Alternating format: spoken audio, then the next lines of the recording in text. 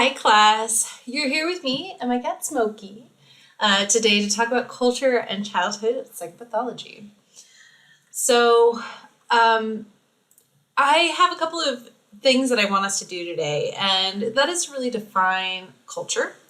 We'll talk about this in a class about like our own culture and how we even think about ourselves and how that might impact things like mental health. And then I want us to really get into why should we care? Because culture is a very important thing, and unfortunately, I don't think we spend enough time really talking about the cultural differences that might occur or what that might actually mean for disparities in access to care or those types of things. So I really want us to talk about why this is so important, and we actually need to pay attention to this. So the first thing that we need to do is really define what culture is. And I think that this quote that I have here is really helpful in understanding more about what culture is. So shared culture is a shared learned behavior which is transmitted from one generation to another for purposes of individual and societal growth, adjustment, and adaptation. So when you really think about it, culture is anything that we pass on that helps us to, fit in with society and also to help us grow. So it's represented externally as artifacts, roles, and institutions. So things like, our gender roles or, what our roles are within our families or even broader things like our institutions. So the culture of America really values individualism and productivity, for example, and that is a cultural value that we have as Americans. And then it's also represented internally as those values, beliefs, and attitudes, epistemology, consciousness, and biological function. So I really want to focus on those values and beliefs and attitudes, right? So something that might be important to one culture might not for another, right? So, for example, the emphasis on school and academic achievement might be valued in certain cultures, and that might be reflected in the way that parents parent their kids, for example. So culture is very multifaceted.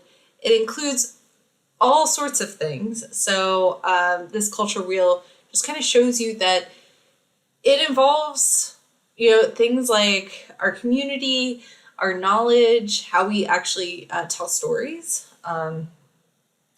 Like some really interesting data was out there about like when's your earliest memory, and it kind of depends based on your culture. So in cultures that really emphasize storytelling, your earliest memory might be as young as 2 years of age.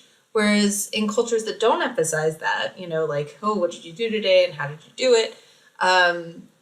If they don't emphasize that, it's more like 4 years of age. So even how we kind of, remember things might be due to our knowledge, how we actually tell stories. So culture has so many impacts on all of us, and all of us have a culture, right? Being our shared language, our values, what we actually do, what type of techniques and skills. I'm realizing this tools and objects might be cut off a little bit for you, but the tools and objects that we use, the fact that I'm using Zoom, and other things is part of that culture. So in class, we're going to go over a little bit more about your own identity and kind of how you're thinking about what is your own culture. Because I think that is important for us to know about that. And some of the ways that this really impacts mental health is everything. So mental health varies in so many different ways by culture. So it's seen in the symptoms that we experience. So some cultures, rather than talking about their emotions, they might talk about their body and how their body feels. So all those somatic symptoms.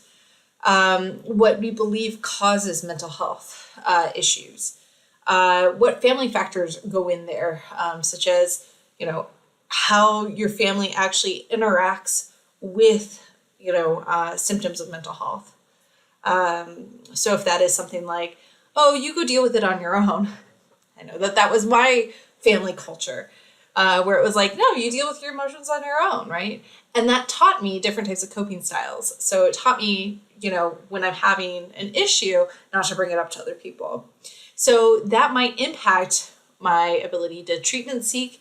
So I might feel like, well, I shouldn't seek treatment because this is my own issue. I'm dealing with my emotions in certain ways. If you're considering becoming a therapist or a social worker or anybody in the helping field, you really have to think about your own factors, right? So how am I interacting with my clients?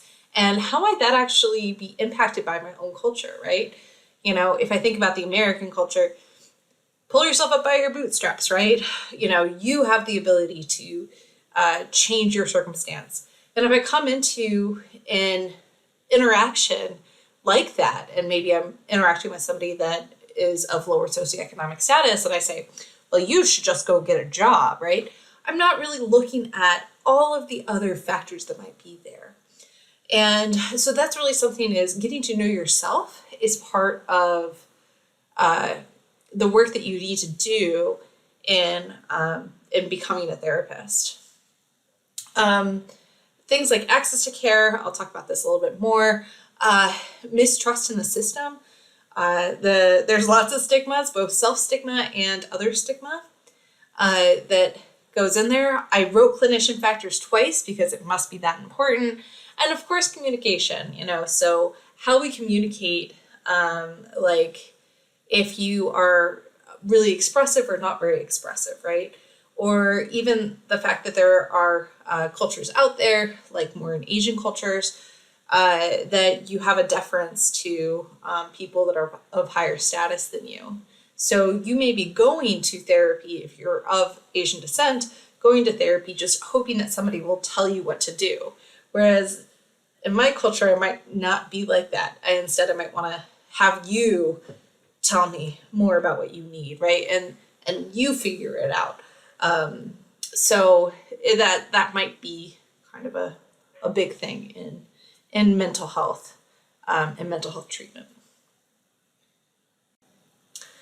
So to kind of summarize and kind of talk about where this is going, is that culture influences mental health in so many different ways. The way that we really conceptualize and think about distress and dysfunction.